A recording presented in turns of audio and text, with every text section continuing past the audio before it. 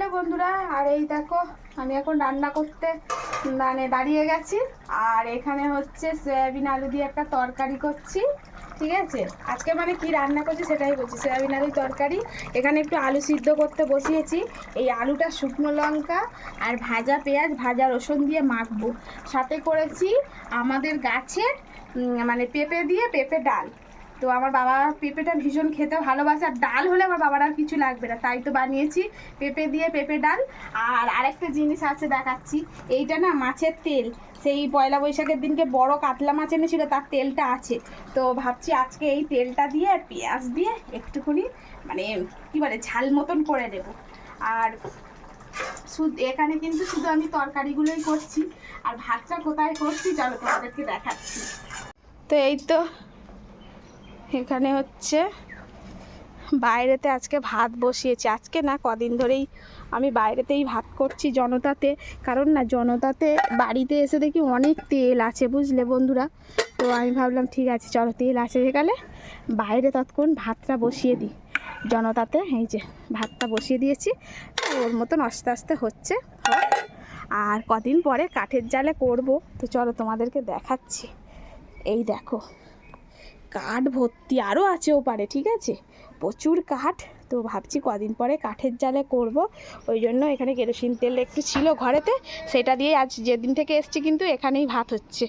আর এই যে দেখাচ্ছি চলো, তোমরা আসলে সবাই দেখতে যাচ্ছ, জিজ্ঞেস করছো।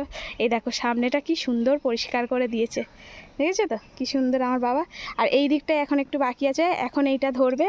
আর এই যে তোমাদের দাদা ভাই এখানে আগের দিনকে আমার ভাইরা অনেকটা মাটি ফেলেছে, তো ওরা আবার আসবে, সবারই তো কাজ থাকে। তো বললো দিদি দুদিন পরে আসবো। তো তোমাদের দাদা ভাইও বলছে ঠিক আছে, আমরা যতটা পারি মাটিটা ফেলি। এই যে সকাল থেকে এতটা মতন মাটি ফেলেছে। তো এখন হচ্ছে এই অবস্থা, তোমাদের একটু ঘুরিয়ে দেখাই, তোমরা অনেকেই দেখতে চাচ্ছ। আর এই ঘরের হচ্ছে এই অবস্থা। কালকে না আমি ভালো করে সব ঘরগুলো ন্যাতা দিয়েছি, এখন একটু আগের থেকে একটু বেটার হয়েছে। আর আমি ন্যাতা দিলে খুব কষ্ট হয়। আর আমার শ্বশুরমশাই এখানে ঘুমাচ্ছে। আর এই হচ্ছে ঢুকছি রান্নাঘর। আর এখন হচ্ছে এদিকে তরকারিটা একটু নেড়ে দিই। তরকারিটা না সয়াবিনটা একদম কষা কষা মতন করব, যেহেতু ডাল করেছি। বাবা বলছে কি আর কিছু করিস না, মাছ মাংস আমার আর ভালো লাগছে না, একটু সিম্পল খেতে দে। তো বাবার কথা মতনই আজকে এই রান্নাটা করছি। আর চলো বাইরের দিকে তোমাদের আবারও একটু দেখাচ্ছি। আর এই দেখো মাটিটা এখানে ফেলা হচ্ছে, মোটামুটি অনেকটা ভর্তি হয়ে গেছে। এই যে এটা পুরোটাই ভর্তি হবে, এখানে কল ছিল, ওই যে ইট দেয়া আছে, ওটা কল ছিল।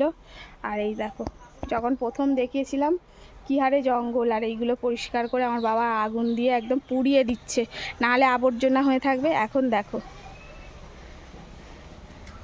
কি সুন্দর পরিষ্কার করছে, দেখেছো। এইগুলোতে না আস্তে আস্তে একটু চাষবাস করা লাগবে, বেগুন গাছ, কাঁচা লঙ্কা এইসব বসাবো। আর এই যে আমার বাবা খেটে খেটে পাগলা, যেদিন থেকে এসছি মেয়ের বাড়ি এসে খেটে পাগলা। আর আপাতত এখানে মাটিটা ফেলছি, এই দিকটায় ভর্তি হয়ে গেছে, আর ওই দিকটায় এখনও বাকি আছে, সবটাই পরিষ্কার হয়ে গেছে। আর যখন এসেছি কি অবস্থা, পুরো একদম অন্ধকার হয়েছিল। আর এই যে তোমাদের গপু সোনাও কিন্তু কাজ করছে, একটু হাঁপিয়ে গেছে, বসে গেছে গপু। এই যে গপু সোনাও কাজ করছে। আর তোমাদের গপু সোনা সোমবার থেকে স্কুলে যাবে, ওদের হেডমাস্টারের সঙ্গে কথা বলেছি। তো হেডমাস্টার বলল ঠিক আছে সোমবার থেকে আসুক। আর ওদের হেডমাস্টারকে একটু বলে নিয়েছি যে স্যার আমরা তো এখন বাড়ি চলে গেছি, অত দূর থেকে আসবো, একটু প্রবলেম। বলে ঠিক আছে কোনো সমস্যা নেই, সপ্তাহে ও 4টে দিন ক্লাস করবে, বাদ বাকি আমি ওকে বলে দেব, সমস্যা হবে না। তো যাই হোক মাস্টারমশাইটাও খুব ভালো হলো, ভালো আমাদের জন্য হলো। যাই হোক এই যে এখন পুরো চারিদিকে টিপটাপ। এবারে এই মাটিটা তুলতে পারলেই একদম কিন্তু শেষ, পুরো পরিষ্কার। সামনে কতটা জায়গা দেখছো বন্ধুরা, প্রচুর জায়গা। তো যাই হোক নিজের বাড়িই হয়। আর তোমাদের প্রত্যেক দিনই আমি আপডেট দেবো অল্প অল্প করে। আর আজকে হচ্ছে মিস্ত্রি আসার কথা ছিল কুয়াতলাটা গাঁথার জন্য, কিন্তু মিস্ত্রি এলো না, তাই জন্য কুয়াতলাটা আর গাঁথা হচ্ছে না।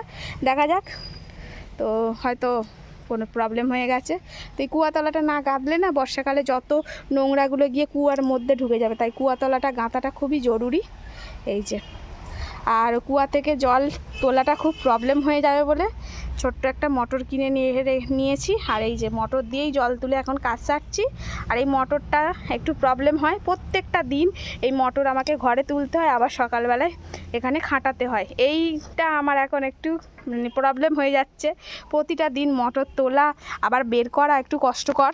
তো আর কিছু করার নেই, বাইরে রাখাটা তো খুব একটা ভালো হবে না, বলা যায় না।